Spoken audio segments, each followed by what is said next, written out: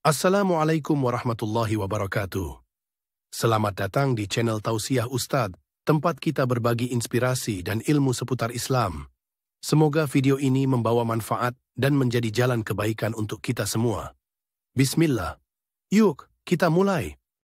Baik, untuk pembahasan kali ini kita akan coba tampilkan berupa materi pengantar atau mukaddimah seputar esensi sholat bagi insan beriman.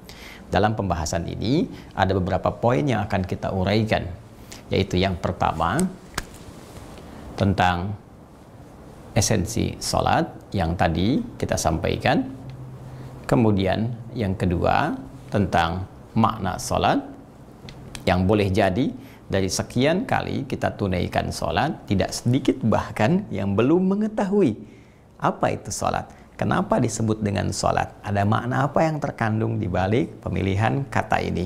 Itu yang coba nanti kita akan turunkan. Kemudian setelah itu kita akan turunkan tentang keutamaan sholat.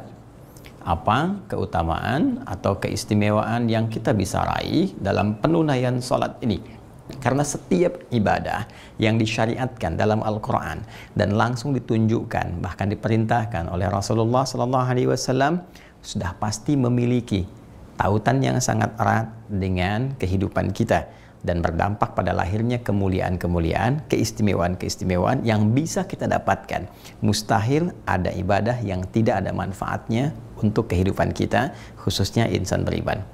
Kemudian pada bagian yang pokoknya kita akan bahas tentunya tentang tata cara sholat atau penunaian sholat yang pernah ditunjukkan oleh Rasulullah SAW yang kita bisa lacak dari hadis-hadis beliau SAW yang sampai kepada kita dan juga telah banyak diulas oleh para ulama. Kita bisa tampilkan dari mulai pembukanya sampai dengan penutupnya jikalau Allah berkenan memberikan kesempatan pada kita untuk mengulasnya sampai akhir Ramadan kelak insyaallah.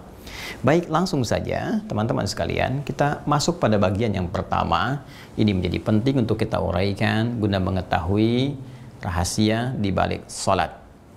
Baik, esensi sholat. Kenapa kita mesti menunaikan sholat? Ini pertanyaan pokok yang harus dijawab oleh setiap muslim dan harus diketahui oleh insan beriman. Kenapa seorang muslim mesti sholat? Baik, teman-teman sekalian, barangkali akan ada banyak jawaban kita temukan, baik dalam hadis-hadis Nabi Sallallahu Alaihi Wasallam, juga dalam Al-Quran, tentunya dari paparan ulama yang sampai kepada kita. Nah, kalau kemudian kita kumpulkan semua itu dan kita kristalisasikan, maka ada turunan-turunan jawaban yang sangat dalam, yang bahkan menantang kita untuk membuktikan keyakinan kita di hadapan Allah Subhanahu wa Ta'ala. Setidaknya kristalisasi dari jawaban-jawaban Al-Quran, keterangan-keterangan Nabi dan pemaparan ulama dari dua sumber utama ini terkristalisasikan pada tiga bagian penting. Yang pertama, teman-teman sekalian, sholat itu adalah menjadi pembuktian pertama akan keimanan kita kepada Allah Subhanahu wa Ta'ala. Jadi kalau kita ditanya apa buktinya iman kita kepada Allah, ini poinnya. Apa buktinya iman kita kepada Allah? Nah, maka pembuktian itu terletak kepada sholatnya seorang hamba. Karena itulah Allah tegas pertama kali menempatkan kalimat sholat dalam Al-Quran itu setelah kata iman. Kita turunkan misalnya dalam Al-Quran surah kedua Al-Baqarah di ayat yang ketiga, ya, ketika Allah menyifati orang-orang takwa, alladzina yu'minuna bil ghaib. Orang takwa itu, orang yang baik itu, orang yang dekat dengan Allah itu adalah orang-orang yang yakin kepada Allah walaupun tidak nampak dalam pandangan dia saat di dunia, ya, karena keterbatasan, perbedaan dimensi dan lain sebagainya. Namun keyakinan yang kuat tanpa ragu ini lalu dia buktikan. Apa pembuktiannya? Wa yuqimunas shalah. Salat ditempatkan oleh Allah Subhanahu wa Ta'ala sebagai pembuktian pertama dari iman kita kepada Allah. Jadi kalau seorang ingin diketahui apakah dia beriman kepada Allah, benar-benar dia punya iman, maka pembuktian pertamanya itu terletak kepada salatnya. Bisa dilihat dalam salatnya. Karena itulah Nabi itu tegas menyampaikan. Kalau kita urutkan misalnya dalam hadis riwayat Muslim, ya, jadi ada beberapa kitab-kitab sahih bahkan langsung menegaskan dengan redaksi yang sangat tegas sekali, ya, hadis riwayat Muslim. Ya, juga ada hadis riwayat At-Tirmidzi, nanti kita temukan juga dalam riwayat At-Tirmidzi, ya. Ada lagi nanti dalam riwayatnya Imam An-Nasai. Ini dalam diksi yang serupa, ya, redaksi yang serupa, esensi yang sama. Ya, Imam An-Nasai juga menyantumkan hadis ini. Ini riwayatnya diambil dari sahabat Jabir bin Abdullah. Ya, Jabir ibnu Abdullah radhiyallahu taala anhu. Jelas sekali, ya, bahkan sebagian menempatkan dalam Kitabul Iman. Anda bayangkan. Ya, untuk membuktikan iman itu, ya, selevel Al-Imam At-Tirmidzi menempatkan dalam Kitabul Iman. Ya, kemudian Al-Imam An-Nasai menempatkan dalam Kitabus Shalah. Jadi korelasi antara iman dengan salat, untuk membuktikan keimanan itu maka dilihat dalam salatnya. Apa yang Nabi SAW sampaikan dalam riwayat hadis Jabir bin Abdullah radhiyallahu taala anhu ini, ya, Nabi SAW menyampaikan qala Rasulullah SAW, inna bainar rajuli wa bainas syirki wal kufri tarkus salah. Perhatikan baik-baik kalimatnya. Inna bainar rajuli, kan? Inna bainar rajuli, baik. Inna bainar rajuli wa baina asyirki wal kufri, ya, wal kufri tarkus salah. Tarkus salah. Wal iyadzu billah. Inna bainar rajuli, sungguh, ya, ini kalimat penegasan. Inna itu harfu nasbin wa taukidin, tansibul isma wa tarfa'ul khabar, ya, mabniun alal fathi la mahalla lahu minal i'rab. Tegasnya huruf yang berfungsi untuk menguatkan satu informasi, menegaskan satu informasi, menancapkan. Nasab itu menancapkan, bukan hanya menunjuk pada harakat fathah kalimat setelahnya, tapi juga memberikan penekanan bahwa informasi yang disampaikan tancapkan pada jiwa, jangan sampai goyah. Ya, nasabar rajulu asahu fil ardi, seorang laki menancapkan, ya, tongkatnya di bumi sampai tegak, sulit untuk digoyangkan. Jadi seakan Nabi ingin mengatakan, ya, ditegaskan, dikuatkan kata Nabi, inna bainar rajuli, sungguh antara seseorang itu, ya, rajul di sini diartikan oleh para ulama hadis tidak hanya mencakup lelaki, ya, tapi menunjukkan kalau kita sinekdok pas prototo, ya, sebagian mewakili keseluruhan, ya, menunjukkan seseorang, setiap orang yang punya iman. Ya, jadi kadang-kadang kata rajul ini digunakan kiasan pada sosok yang sudah mantap dengan pilihan, ya, sosok yang punya kekuatan, ya, sehingga disebut dengan rajuliyah, ya, sesuatu yang kuat, kokoh. Jadi kalau seseorang itu kokoh imannya, kuat dia, inna bainar rajuli wa bainas syirki wal kufri, sungguh antara seseorang yang kokoh itu, ya, imannya yang kuat, wa bainas syirki, dan dibedakan dengan syirik. Jadi perbedaan antara, ya, perbedaan antara orang yang beriman, yang kokoh imannya, dengan orang yang syirik, dengan syirik, wal kufri, dan dengan kekufuran, yaitu apa? Tarkus salah. Esensinya terletak kepada ditinggalkannya salat ataukah dikerjakannya salat. Jadi orang-orang yang benar-benar beriman, hadis ini ingin menegaskan, orang-orang yang beriman itu yakin kepada Allah bisa dibedakan dengan lawan dari iman. Lawan dari iman itu kan cuma dua, ya, kufur dan syirik. Kufur itu lebih umum dibandingkan dengan syirik. Ya, syirik lebih khusus dibandingkan dengan kufur, karena kufur itu sifatnya luas, ya, luas. Nanti bisa ada kufur nikmat, gitu kan? Ada kufur dalam bentuk perbuatan dan seterusnya. Ya, yang puncaknya kufur kepada Allah dalam bentuk keyakinan. Ya, kalau syirik, nah ini jelas penghambaan kepada selain Allah Subhanahu wa taala, atau menyertakan, ya, yang lain-lainnya dalam penghambaan kepada Allah Subhanahu wa taala. Ya, secara singkat, syirik dan kufur ini adalah lawan daripada iman. Jadi kata Nabi rumus cepatnya, kalau Anda ingin mengetahui seseorang yang beriman dengan tidak beriman, baik tidak berimannya itu karena dia syirik ataupun kufur, maka lihat sholatnya. Ya, kalau dia meninggalkan sholat, ini pertanda imannya bermasalah. Ya, karena tarkun di sini, ya, menggunakan dhammah di sini, ini jelas menunjukkan unsur kesengajaan, mengabaikan.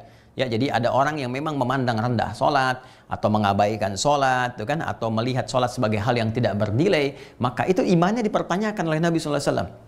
Ini menunjukkan bahwa betapa punya kedudukan tingginya sholat, ya, di hadapan Allah Subhanahu wa taala. Sampai Nabi pun memberikan pernyataan yang sangat tegas bahwa untuk membedakan seorang beriman dengan yang imannya bermasalah, atau bahkan tidak beriman, lihat aja sholatnya. Kalau dia tinggalkan sholatnya dengan sengaja, diabaikan sholatnya, dianggap remeh sholat, ini menunjukkan sampai dengan bukan sekedar imannya bermasalah, boleh jadi tidak ada iman dalam dirinya. Ya, karena itu pentingnya sholat kita kerjakan teman-teman sekalian. Pertama adalah membuktikan keimanan kita kepada Allah Subhanahu wa taala. Dan keimanan kepada Allah ini pokok yang paling pertama dalam Islam. Ya, ini yang paling menentukan tauhid kita kepada Allah Subhanahu wa taala. Jadi ketika kita menyatakan beriman, kita ucapkan bertauhid, asyhadu an la ilaha illallah, gitu kan? Asyhadu an la ilaha illallah. Aku bersaksi, ya, aku menetapkan tiada Tuhan yang layak dipertuhankan dan layak untuk disembah, ya. Karena Allah itu punya dua arti yang pokok. Satu yang dipertuhankan, yang kedua al-ma'budul haq, yang diibadahi, yang disembah. Jadi ketika Anda mengatakan la ilaha illallah, itu Anda sudah komitmen hanya menjadikan Allah sebagai Tuhan, gak ada yang lainnya, dan membuktikan kemudian komitmen itu, keyakinan itu dengan apa? Dengan menyembahnya. Makanya kalimat Allah itu sudah melekat kalau dalam jiwa kita, itu pembuktiannya sudah hanya dua. Mengesahkan Allah, tidak ada yang lain, qul huwallahu ahad, kemudian membuktikan komitmen itu dengan apa? Dengan menyembahnya. Nah, cara menyembah Allah itu lewat apa? Ya lewat salat.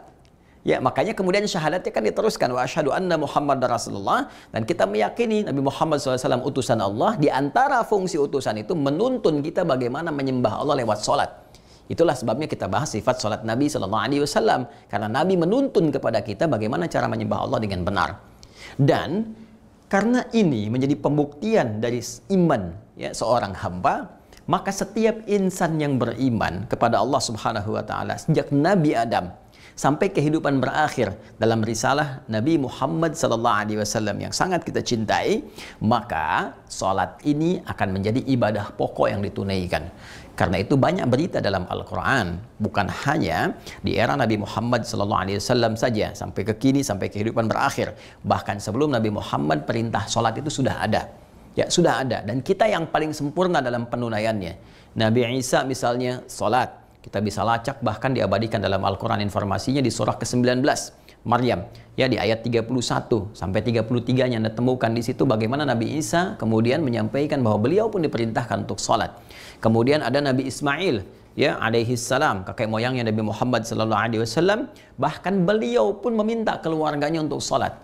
Ada diabadikan di Quran surah 19 Maryam ayat 55. Wa kana ya'muru ahlahu bis-shalah. Bahkan yang paling tegas yang mengandung makna ini, ya, adalah kisah yang dicontohkan dalam Al-Quran langsung di surah Toha, surah ke-20 ayat ke-14. Itu jelas sekali hubungan antara tauhid, penghesaan Allah, penyembahan langsung dengan pembuktian sholat. Ya, ketika Allah Subhanahu wa taala menegaskan kepada Nabi Musa alaihi salam saat diberi risalah, ya, kemudian Allah menegaskan kalimatnya, perhatikan betul, tegas sekali. Innani anallah. Ya, innani, nih pakai hurufnya taukid lagi, pakai nun wiqayah lagi, menunjukkan kekuatan, ya, kepada Allah Subhanahu wa taala. Innani, ya, sungguh hanya akulah, kata Allah. Aku tegaskan, ya, hanya akulah Allah. Satu-satunya yang layak dipertuhankan, satu-satunya Tuhan dan layak untuk disembah, satu-satunya Tuhan yang harus disembah, ya kan? La ilaha illa ana. Ditegaskan lagi, ya, kalimat Allah ini tegaskan lagi. Jadi cukuplah Allah mengatakan innani anallah, sebetulnya cukup. Tapi untuk menegaskan dua fungsi tadi, Allah langsung kemudian sampaikan kepada kita supaya tidak ada pemaknaan yang lain. La ilaha illa ana. Kata Allah, ingat ya, nggak ada Tuhan yang layak dipertuhankan kecuali aku, kata Allah. Ya, kecuali aku. Nah, inilah saya sering katakan, kalau Tuhan yang hak, yang benar, maka ada fitrah ketuhanan. Akan pede mengatakan, saya Tuhan yang benar, ya, Tuhan yang sesungguhnya. Tapi karena manusia makhluk tidak punya fitrah itu, dan waliyadzubillah laisa kamitslihi syai', maka mustahil ada yang mengatakan saya Tuhan. Apalagi penegasan yang kedua, fa'budni, sembah saya. Ya, coba lihat. Nama Allah mewakili dua hal. Satu, menuhankan hanya Allah saja dengan sifat ketuhanannya. Yang kedua, pembuktian dari menuhankan itu berupa penyembahan kepada Allah. Fa'budni, sembah saya.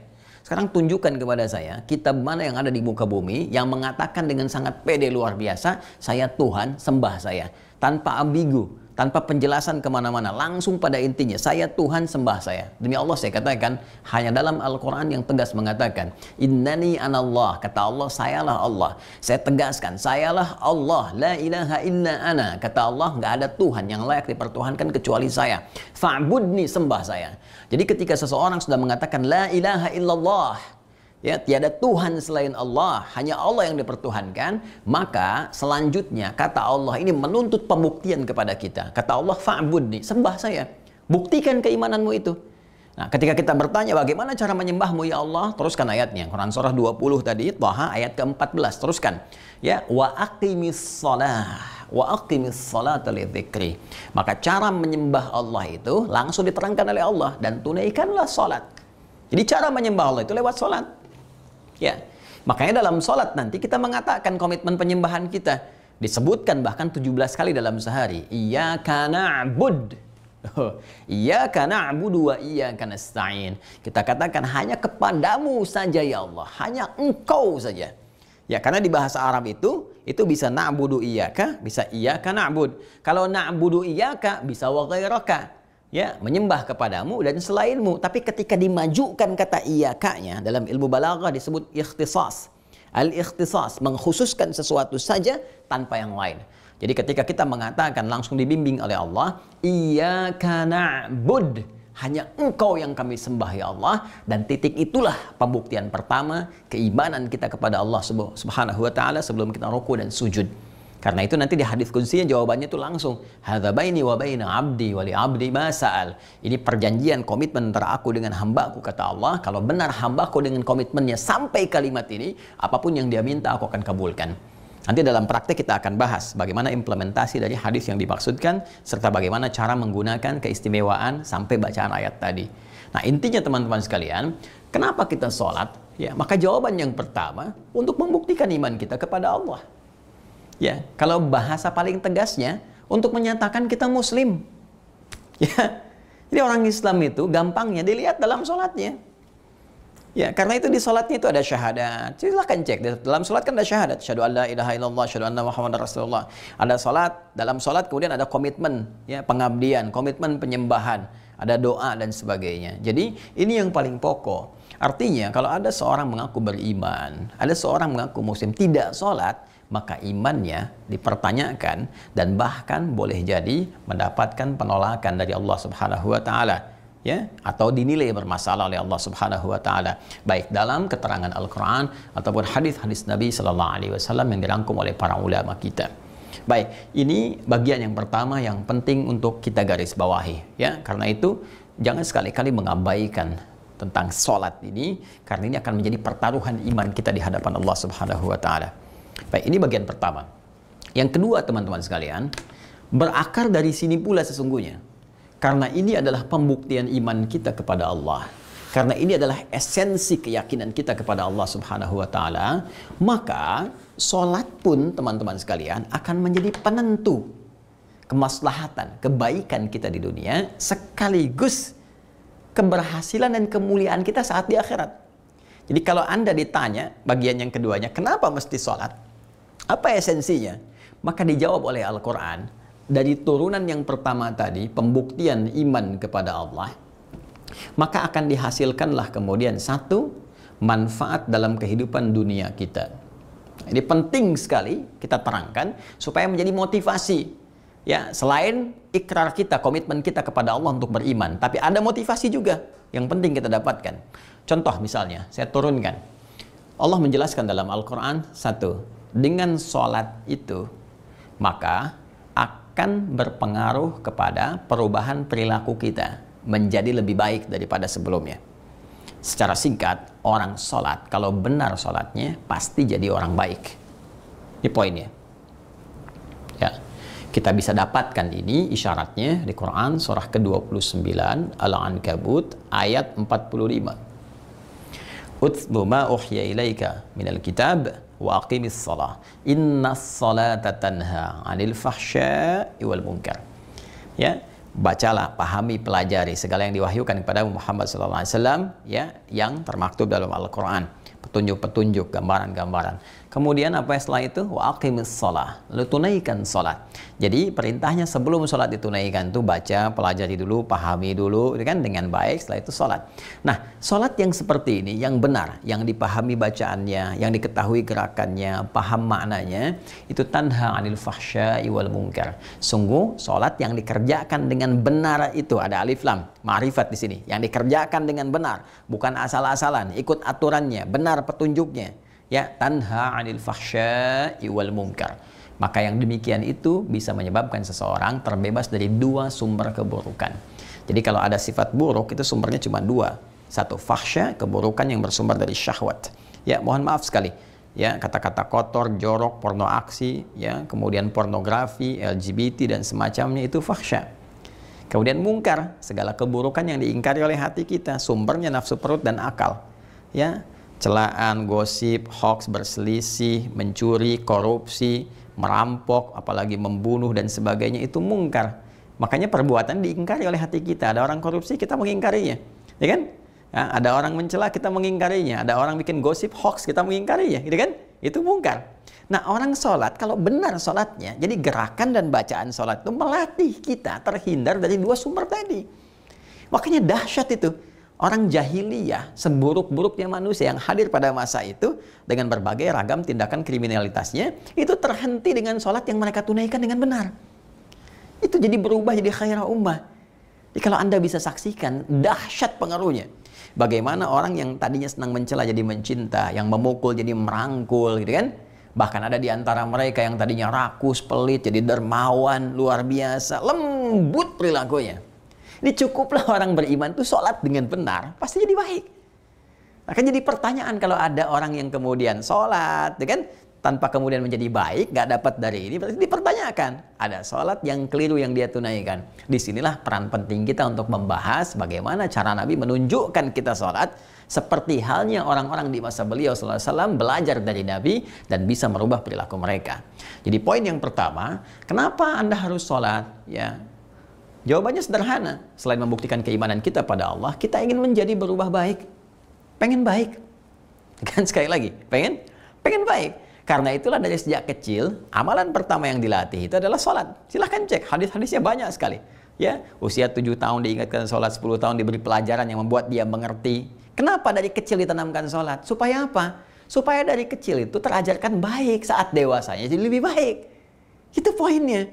Ya, jangan kebalik gitu kan. Sebetulnya kan sholat yang ditekankan. Ya mungkin sedikit koreksi tapi tidak salah juga. Kan anak-anak TK sekarang ya banyak ditekankan ajaran manasik dibandingkan dengan sholatnya gitu kan. Nah, ini yang penting kita tekankan pula. Boleh, nggak salah belajar itu. Tapi sholat itu yang paling utama untuk ditekankan.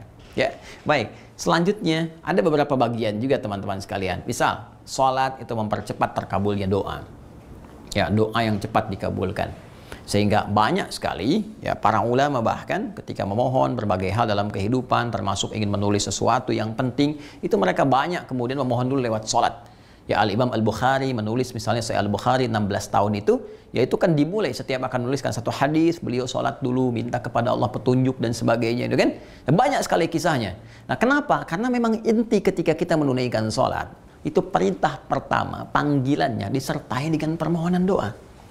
Coba lihat di Al-Baqarah, Quran surah kedua Al-Baqarah di ayat ke-45 ya sampai 46 itu.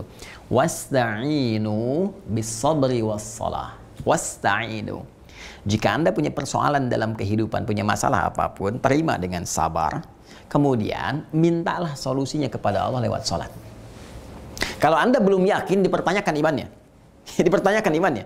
Karena tadi sholat itu pembuktian iman kita. Makanya nanti di Al-Baqarah, di surah kedua, di ayat 153-nya, itu disebutkan kalimat imannya sebagai penegasan. Apa kamu masih nggak yakin?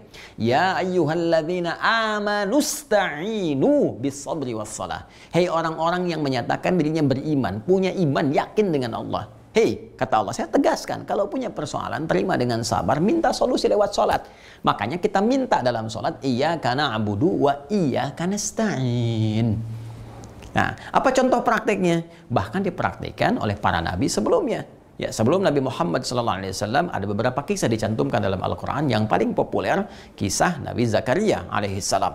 bagaimana beliau kemudian diuji oleh Allah, ya, setelah berumah tangga puluhan tahun, rambut memutih, fisiknya letih, belum ada keturunan. Maka apa yang dilakukan oleh beliau? Di mihrab kemudian beliau menunaikan salat. Begitu menunaikan salat, berdoa dalam salatnya. Itu diabadikan di Quran. Surah yang ketiga, Ali Imran, di ayat 38 sampai 39. Hunalika da'a Zakaria rabbah. Ya kan? Di mihrab itulah Nabi Zakaria bermohon, berdoa kepada Allah Rabbnya. Itu dipanjatkan dalam salatnya. Nanti kita lihat ayat berikutnya yang menerangkan bahwa doa ini disampaikan dalam salat. Qala rabbi habli min ladunka dzurriyyatan thayyibah innaka sami'ud du'a. Beliau menyatakan bahwa ya Allah, ya kan? Semua mengatakan aku gak mungkin punya keturunan. Semua mengatakan mustahil, istriku divonis monopus dan mandul. Karena itu aku mohon kepadamu ya Rabb, Maha Pemberi yang tak punya batas. Pemberi yang tak punya batas. Anugerahkan kepada aku ya Allah keturunan dari sisimu. Engkau pasti mendengar doa hamba. Kalau pada yang maha mendengar saja belum dikabulkan, lantas kepada siapa lagi hamba mesti memohon? Apa yang terjadi? Perhatikan kalimatnya. Beliau ini masih sholat, masih berdiri dalam sholatnya, berdoa. Jadi sholatnya belum selesai. Berdiri itu bahasa Arabnya qaim, qaimun, berdiri. Masih sholat, yusolli. Ya, tadi kan beliau di mihrabnya kan, sholatnya kan? Perhatikan ayat 39-nya. Fanadathul malaikatu. Tiba kemudian baru selesai doa, belum selesai salatnya, turun malaikat menyeru, menyampaikan kepada beliau. Wa huwa, sedangkan Nabi Zakaria itu qaimun yusalli fil mihrab. Beliau masih berdiri dalam salatnya di mihrab itu. Jadi belum selesai, baru selesai doanya, teman-teman sekalian, belum selesai salatnya, seketika langsung dapat ijabah. Annallaha yubashshiruka bi Yahya. Allah kasih kabar gembira ya bahwa doamu diterima, kau akan diberikan anugerah seorang anak laki-laki bernama Yahya. Itu kan hidup artinya. Yang mustahil menurut manusia, lahir dari rahim seorang perempuan yang divonis monopus dan mandul. Bayi yang hidup, kata Allah, tidak ada yang mustahil bagiku, kata Allah. Dia terlahir dan hidup. Ya, jadi kalau kita benar doanya, benar salatnya, cepat terkabulnya. Karena itu nanti saat kita bahas kepada bagian yang kedua di antara makna salat itu, ya, di antaranya apa? Ad-du'a. Ya, jadi salat itu fil lughati ad-du'a. Makna salat dalam bahasa itu mengandung makna doa. Karena itu semua isi salat itu doa semuanya. Yang jadi pertanyaan, kok bisa orang tiap salat doa semua? Ya, dari mulai setelah takbir sampai dengan salam tuh doa isinya semua. Saya mau tanya, apakah terkabul doa kita itu? Kalau ada yang belum terkabul, misalnya Rabbighfirli warhamni wajburni warfa'ni warzuqni. Warzuqni kan minta rezeki, tapi rezeki kita itu gak pernah cepat. Berarti ada yang salah dalam sholatnya. Minta dilindungi, sulit terus, ya kan? Minta dirahmati, berbuat maksiat terus. Berarti ada yang salah. Itulah pentingnya kita belajar bagaimana menunaikan sholat seperti yang pernah Nabi tunjukkan kepada kita, ya kan? Nah, jadi ini manfaat yang kedua. Jadi kalau orang paham, teman-teman sekalian, dengan sholat itu jadi orang baik, dengan sholat terkabul doa, dengan sholat hati jadi tenang, ya. Karena sholat itu disebut zikir tadi di Quran surah ke-20 ayat ke-14, wa aqimis sholata lidzikri. Tunaikan sholat untuk zikir kepada Allah, ya kan? Nah, sedangkan fungsi zikir itu di Quran surah 13 Ar-Ra'd ayat ke-28 itu untuk menenangkan hati. Ala bidzikrillahi tatma'innul qulub. Yakinkan pada dirimu dengan berzikir kepada Allah, hati menjadi lebih tenang. Ya, karena itu semua perbuatan zikir itu menenangkan hati. Baca Quran itu zikir, ya kan? Ya, walaqad yassarnal Qur'ana lidzikri. Kami telah mudahkan Al-Qur'an untuk digunakan sebagai zikir. Jadi baca Quran itu zikir. Ya, berdoa itu zikir. Makanya setiap Anda doa kan lebih tenang. Baca Quran lebih tenang, gitu kan? Istighfar lebih tenang, gitu kan? Nah, sholat itu mengumpulkan semuanya. Dalam sholat kita berdoa, dalam sholat baca Quran, dalam sholat kita istighfar. Seharusnya pelaku sholat itu lebih tenang jiwanya. Bahkan tempat sholat itu memberi ketenangan. Beda kan saat masuk masjid, masuk mushola, beda dengan rumah biasa kan? Saat masuk perasaan lebih enak, lebih nikmat, lebih tenang. Jadi dengan sholat kita tenang. Dengan sholat itu teman-teman sekalian doa terkabul. Dengan sholat kita lebih baik. Dengan sholat kemudahan kita dapatkan. Banyak nanti ayat yang membentang. Karena waktu terbatas saya hanya contohkan dari sekian banyak tuh hanya 3 saja tadi. Jadi baik, doa dikabulkan, kemudian memberikan ketenangan pada jiwa. Nah, orang-orang yang paham tentang ini, dia akan mengerti. Makanya ketika ada panggilan sholat, yang ada semangat. Allahu Akbar, Allahu Akbar. Ada kan? Yang terpikir dia bukan beban, yang terpikir di benaknya. Kalau mengerti esensi sholat ini, itu yang pertama. Aduh, iman saya ditanya nih sama Allah. Ya, iman saya ditanya begitu dengar suara adzan, Allahu Akbar, Allahu Akbar. Ya Allah, iman saya ditanya nih, ada nggak? Saya harus buktikan. Kemudian yang kedua, ada peluang nih, saya punya masalah. Allah akan jawab doa saya. Ya, Anda kebayang nggak? Anda kan sering nyari kan orang yang bisa membantu Anda, ngasih masukan, ngasih solusi dan sebagainya. Nah, ini Anda langsung diundang oleh Allah, pencipta Anda, pencipta saya, pencipta kita. Dan mengatakan kepada kita, kalau punya masalah datang sekarang, aku jawab. Itu semua ada di situ. Kan ini yang ironis tuh begini, kita mengakui Allah pencipta, kita mengetahui Allah maha mengetahui, kita meyakini Allah pemberi, kita meyakini Allah maha punya segalanya, punya rezeki, punya segala hal. Tapi yang paling aneh ketika diundang untuk diberikan itu, Anda nggak datang, Joni. Gitu kan? Ada sesuatu yang salah kan? Gitu. Jadi kenapa? Karena sebagian orang tuh nggak paham tentang ini, taunya beban aja. Ya taunya kewajiban. Jadi itu yang dibebankan di benaknya. Nggak ngerti kewajiban itu sebetulnya adalah feedbacknya, manfaatnya ke kita. Jadi Allah tuh saking sayangnya kepada kita, mewajibkan kepada kita supaya kita dapat ini. Sebab kalau nggak diwajibkan, susah hidup kita. Jadi baliknya ke kita. Allah tuh nggak rugi semuka langit dan bumi tidak menunaikan sholat, nggak ruku, nggak sujud kepada Allah, tidak akan menurunkan status Allah sebagai Tuhan. Jadi saking sayangnya Allah kepada kita, diwajibkan. Ini diwajibkan aja masih begini, masih nanya lagi. Kan cara berpikir yang keliru gitu. Nah karena itu teman-teman sekalian, saking sayangnya Allah bagi kehidupan kita di dunia, maka diwajibkan sholat pada kita. Ya, tujuan pertama membuktikan komitmen kita kepada Allah dalam iman, dan selanjutnya ketika komitmen itu dipatuhi, ya, kemudian kita ikuti dengan benar, maka Allah berikan rangkaian kebahagiaan di dunia. Nanti kalau kita bahas lebih panjang banyak, menjadi orang baik, diberikan ketenangan, ya, kemudian yang tadi telah kita sampaikan, doa dijawab, nanti ada kunci kesuksesan dan kebahagiaan, ya, kunci dilepaskan dari berbagai persoalan, nanti ada turunan-turunan lagi kalau benar sholatnya. Dan puncaknya adalah setiap kita mengerjakan sholat, itu ada poin yang dibawa pulang ke akhirat nanti. Ya, akan dibawa pulang. Nah, karena sholat menentukan seseorang menjadi baik atau tidak. Ya, karena kalau sholat yang benar kan baik, ada kebaikan datang, kebaikan turun. Nah, kebaikan ini akan menyertakan amalan-amalan lain. Tapi kalau sholatnya nggak benar, akan ada turunan jelek kepada yang lain. Jadi karena sifat karakternya ini jelek, karakter dirinya jelek, karena sholatnya kurang bagus, maka dibawa kemanapun jelek. Dibawa haji jelek, alih-alih berhaji dengan benar, kok malah gibah, malah berselisih, gitu kan, dan sebagainya. Dibawa zakat juga jelek, malah ria, pasang spanduk dari Sabang sampai dengan Merauke, gitu kan. Dibawa kemudian ke amalan siam juga tidak benar, hubungan dia dengan Allah kemudian tidak menjadi baik. Nah, jadi persoalan. Karena itu di akhirat, inna awwala ma yuhasabu bihil abdu yaumal qiyamati as-shalah. Kata Nabi tegas mengatakan, amalan pertama yang akan dihisab oleh Allah di akhirat yang sangat menentukan itu adalah salatnya. Nah, dalam konteks kehidupan akhirat pun, jadi salat akan menjadi penentu amalan kita saat menghadap kepada Allah, dan akan menentukan menjadi parameter diterima amal-amal yang lainnya. Idza salahat salaha sairu amalih. Jika benar salatnya, maka ini menunjukkan dan memberikan indikasi bahwa amal-amal lain pun akan selamat. Tapi wa in fasadat atau idza fasadat, kalau bermasalah rusak salatnya, maka ini tanda yang buruk, fasada sairu amali, maka amal-amal lain pun akan menjadi bermasalah. Dan karena itulah teman-teman sekalian, salat esensinya terkristalisasikan pada 3 bagian utama. Salat membuktikan keimanan kita kepada Allah. Jadi kalau Anda mengaku beriman, ya, Anda mengaku beriman kepada Allah, maka lihat salatnya. Jelas. Salat memberikan banyak dampak kebahagiaan dan kesuksesan hidup kita di dunia. Yakini, karena kita yakin, iman, yakin tanpa ragu, yakini itu. Begitu benar ditunaikan, Allah berikan feedbacknya kepada kehidupan kita. Dan lebih daripada itu, salat akan menentukan keadaan hidup kita saat di akhirat. Antara mulia dengan nestapa, antara bahagia dan merana. Karena itulah penting menjaga salat dan ditunaikan dengan baik, dan pahami. Begitu ada panggilan muadzin, langsung menyuruh Allahu Akbar, hadirkan ini semua. Jangan sekedar menjadikan beban fikih sebagai sebuah kewajiban sehingga setan memanfaatkan itu dengan menggoda Anda supaya malas menunaikannya. Hadirkan ini, begitu terbayang di benak Anda, semangat yang tiba dan pembuktian kita di hadapan Allah bisa kita songsong dengan semangat yang luar biasa. Nah, sekarang pertanyaannya, kalau ini sudah kita pahami dengan baik, tahu esensinya. Jadi sholat itu maknanya apa sesungguhnya? Ya, arti dasarnya apa? Gambarannya bagaimana? Dan dari semua itu, bagaimana pemaknaan esensi dan makna ini menghadirkan keutamaan-keutamaan yang bisa kita raih dalam kehidupan. Dan yang paling pokok, seperti apa cara menunaikan sholat yang menghasilkan 3 hal ini.